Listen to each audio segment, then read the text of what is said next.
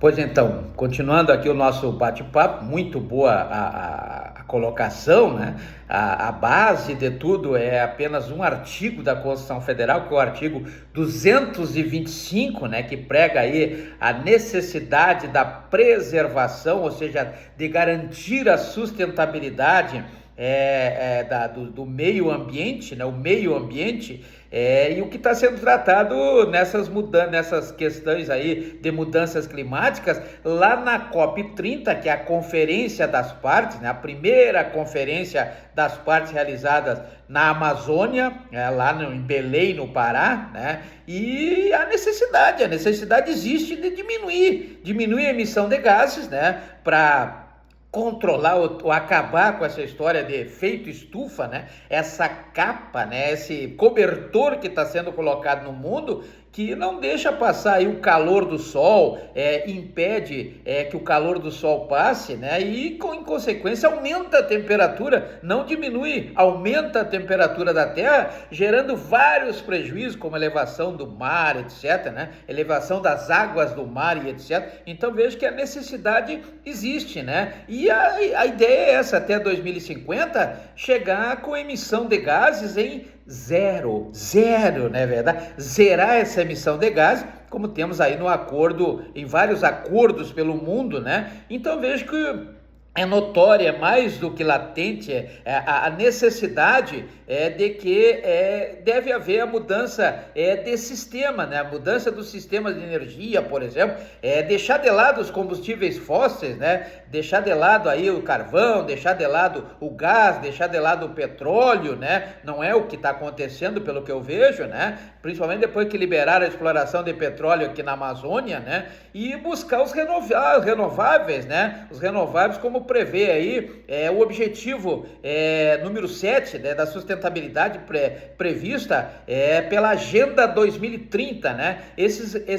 Essa energia renovável proveniente aí da energia solar ou da energia eólica, né? Elas servem aí como base para buscar a redução de emissões que impulsionam as mudanças climáticas, né? Logicamente que isso tem que começar agora. O detalhe é esse, tem que começar agora, né? Nós estamos vivendo uma situação de emergência climática. Não pode ser amanhã, tem que ser hoje. Então tem que começar agora essa questão aí de diminuir os efeitos, os gases, né? Diminuir os efeitos e diminuir os gases, e com isso também diminuir a questão aí do efeito estufa, né? Se vê logicamente aí frequentemente, e isso é bom que se diga, existe aí uma questão dos efeitos previstos em relação a preocupação com as mudanças climáticas, né? É importante que tenhamos aí a questão do estudo sobre as possibilidades de adaptação, né? Isso, logicamente, entre países, entre empresas, entre pessoas, né? Que sejam aí criados mecanismos de adaptação. Então, vejo que existe aí, como se vê na COP30, uma colisão crescente, né? De países que vêm se comprometendo com emissões líquidas de grau zero, ou seja, emissões zero até 2050, e metade dos cortes de emissões deverão vigorar até 2030, lá da Agenda 2030, né? Então a metade desse zero, dependendo do que cada país tem, né? Na verdade, qual é a emissão líquida de cada país, né? Tem que chegar a 0 a 50. E até 2030 tem que estar na metade do que está hoje, né? Metade do que está hoje, para manter, logicamente, o aquecimento global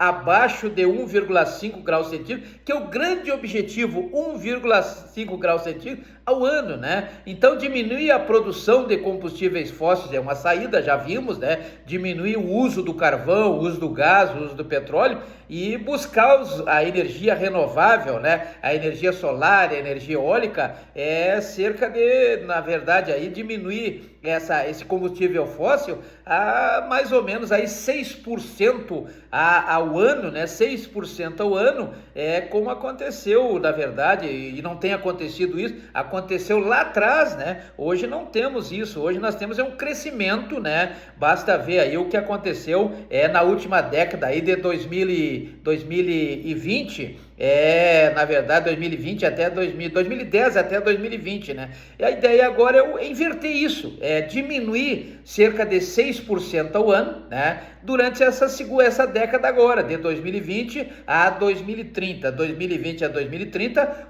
culminando aí com a agenda 2030, zero até 2050, mas até 2030 pelo menos a metade do que agora está, né? Então assim haverá uma adaptação, como eu falei, tanto dos países, como das empresas, como das pessoas, né?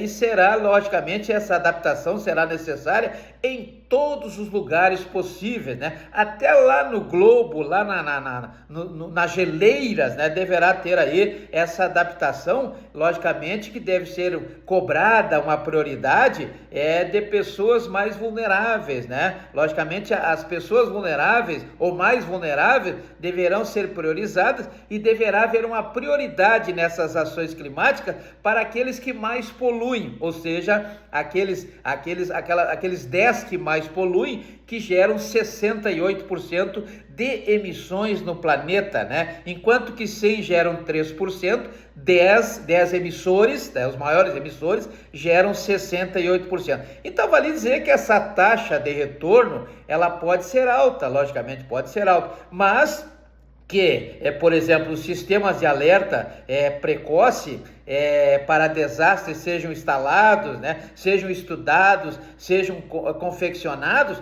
logicamente que tendo sempre a função de salvar vidas de propriedades, né, e devem proporcionar benefícios, né, no mínimo aí até 10 vezes a mais do que o custo para esse empreendimento, para o custo inicial dessas ações climáticas, como, por exemplo, a instalação desse sistema de alerta precoce, né, quando tiver aí a possibilidade de ocorrência de desastre. Então nós temos aí a lei 14.750 para fins de pesquisa, né? Lei 14.750 de 2023, uma lei que cria a Política Nacional de Proteção e Defesa Civil, que tem um foco na prevenção e na recuperação de desastres climáticos, né? Hoje parece assim meia vaga essa lei, mas com certeza ela fará muito efeito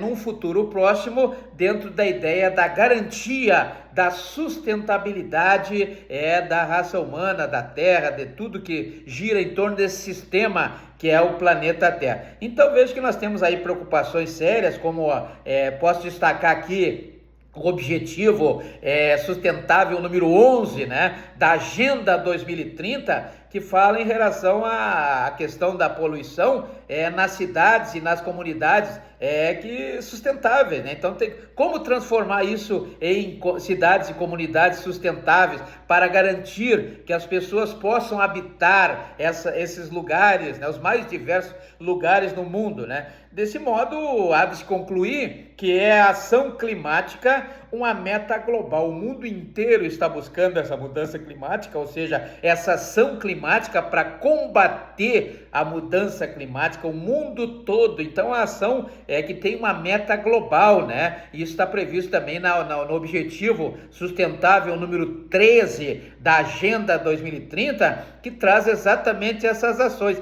As ações contra a mudança global do clima, as ações contra a mudança global do clima, né?